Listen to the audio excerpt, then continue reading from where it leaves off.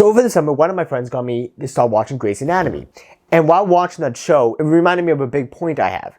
And that is, in my opinion, George R.R. Martin is wrong about character deaths. And this is a video I wanted to wait until, like, while I thought about it, even before I started this channel, I wanted to wait until I had a bigger subscriber count, just because you're going to see in the comment section, I'm projecting it now, there's going to be people saying, why do you, this guy only with a couple hundred subscribers, think that he has a right to an opinion against a successful, rich author who made like these books that are famous, a TV like that's inspired this TV show, and now a spin-off TV show that's doing really well? Why do you feel like you have a right to opinion? But hear me out. Yes, a lot of people are going to disagree with me on this, and I'm not saying I have to win everyone over, but I just want to say, from my standpoint, why he's wrong. And it comes down to one simple thing. And this video will contain spoilers for Grey's Anatomy and for Game of Thrones. So let's jump in with what is my opinion on this. My opinion comes down to, in interviews,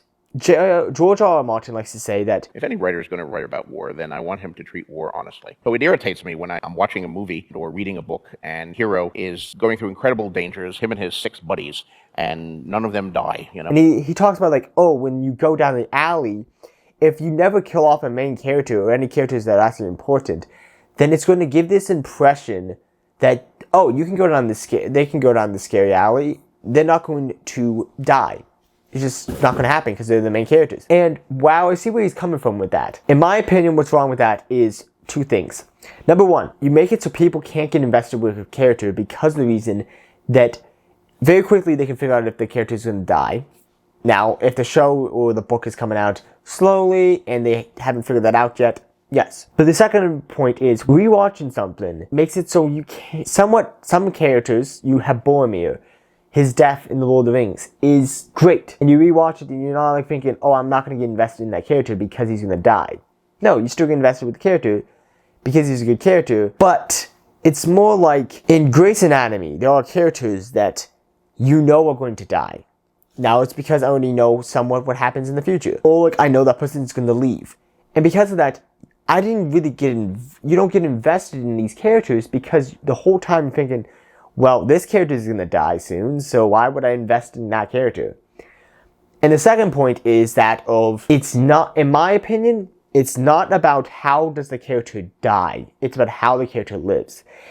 When you go down that alley, it's not, is the character going to make it? It's more of, what's keeping you on the edge of your seat is, how is the character going to make it down the alley?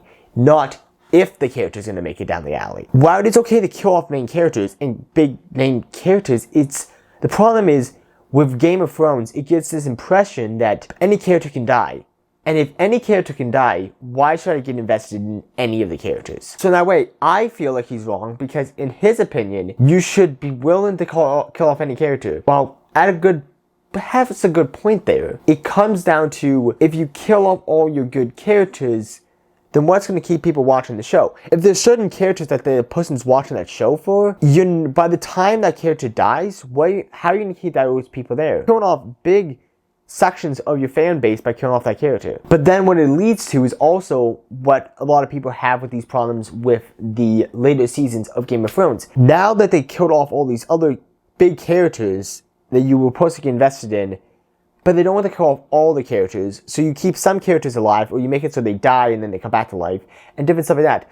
Which I think is absolutely hilarious, because with all George R. Martin's talk about how terrible it is what they did with Gandalf, and how they brought him back, you also brought back characters back from the dead in your book series, A Song of Ice and Fire. So, what? Why are you saying this? And you're a hypocrite by doing that. I'm sorry, you're a hypocrite by doing that. I'm not going to go through and name off all the characters he brings back to life, but there's multiple characters in that series that he brings back to life. But that's a side point. The point is that when you have it so characters who you are invested in dies, you're losing a fan base, then you get into a point like within the TV show where they can't kill off all the characters, so there's some characters who get what they call plot armor because you can't kill them off, you bring them back to life sometimes, you do this, you do that, because you don't want to just kill off these characters because you have to have some characters from the beginning of the story.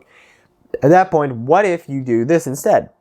There are characters who it's not because you can't kill off main characters, but it's because when you kill off too many main characters, it numbs your audience. So now they're just any character can die, I don't care. I'm not going to get invested in anyone. And it's going to leave this impression of it's cheap when these characters who could die in that scene don't die, because you're like, okay, why did you kill off this character but not kill off that character? Like, oh, Jon Snow, he died, but they brought him back to life. If in the earlier seasons, if he had died in that way, he would have died in that way. Sorry. He would have just been dead, and they would have moved on. But later on, in the TV series, they're killing off characters, bringing them back to life. They're making these characters who should die in these scenes, not die in these scenes, all this different stuff, because plot armor, and because they can't kill off all your characters. And that's the problem, is then it becomes less any character can die and more of these beginning characters could die, but these later characters can't die, or only these characters can die. Then you can start like noticing these little details, like, okay, so this character could die, this character couldn't die. Like, I feel like there's this line that he doesn't understand when it comes to, it's better to make it so people on the edge of the seat of how the character's going to survive than how the character's going to die, because death is numbing. Survival is thrilling. By the time of the first episode I watched with that one friend of Grey's Anatomy, all the main characters that you began with are all gone. So now I'm watching from the beginning and having this opinion, and if you watch this, you know who you are. I'm not going to say your name. I already told you it's okay, but I'm still bringing up this point, is that when I started watching this show, that I don't care about these characters now, because not because that friend helped me spoil it by showing me that one episode, but by just generally knowing that that's going to happen, because everyone knows what Game of Thrones and who dies in Game of Thrones. Everyone knows who dies in Grey's Anatomy. It's just natural. That's what happens. Because of that, now I'm watching Grey's Anatomy and having this opinion of, okay, there are a couple of characters who have died now that I'm like, I slowly got to like by the time they died. But in the same way, I haven't really allowed myself to get invested in these characters, because I just begin to show that, okay, all these characters are going to leave besides this one character. And because of that, I'm kind of just watching the show like, medical stuff, cool. There's some stuff that I yell at the screen because it's not medically accurate. But for the most part, I'm like, okay, the medical stuff I like. I don't really like the drama. I don't really get invested in these characters too much, because these characters are going to leave. And if they leave, then who am I left with? Like, in my opinion, like, the main character, Meredith Grey, is kind of bland. So, like, I'm going to continue watching the show, but it's one of those things where you really, because you have this idea of these characters are going to die, it gives this impression of, okay, so I shouldn't get invested in any of the characters. Same with Game of Thrones, where you have Ned Stark dies in the first season. In the beginning, it seems like he's going to be the main character. You like this character, and then he dies. Every character after that, you're like, okay, I start to like this character, they die. So eventually, by the third person that you like that dies, you're eventually just like, I don't like any of these characters anymore, because the characters I did like died. And also, even if I did learn to like these characters, I can't trust myself to like these characters, because I think they're gonna die. The whole like mentality of, if you were immortal, what would you do? Most everyone agrees that after a while, you're probably going to stop falling in love and all, because you're going to keep saying your loved ones died. Eventually, you're going to become a psychopath. You're going to become someone who has no form of love, because you can't stand to love anyone because they're going to die. In the same way, if you make it so all your characters in your TV show dies, eventually your audience is just going to be like, no. So with that being said, is George R. R. Martin 100% wrong about all that? No. Again, A Song of Ice and Fire is a series that is doing really well. Now, he could finish the series, that would be great. But it's a series that's doing well. And so I can't say it's 100% wrong, and it has an audience there. But in the same way, as someone who likes to study filmmaking and just script writing and all, I feel like I have a right to say, in my opinion, from an educational standpoint, and just from how the human mind works, if you do too much of that, I feel like the people are just going to naturally become numb, they're not going to like the characters anymore, and it becomes less surprising that a character dies, instead of being this big surprising moment of Ned Stark dies. Everyone thought Ned Stark was going to be the main character, and he died. Instead, it becomes, okay, so this character's gonna die and this character's gonna die. Okay, who cares? Should I even care about any characters because they're all gonna die? It's like you get into that bland mode by the end where you're not investing in these characters because of the reason. But if you say something like, okay, you do have it so Gandalf dies in the Mines of Moria.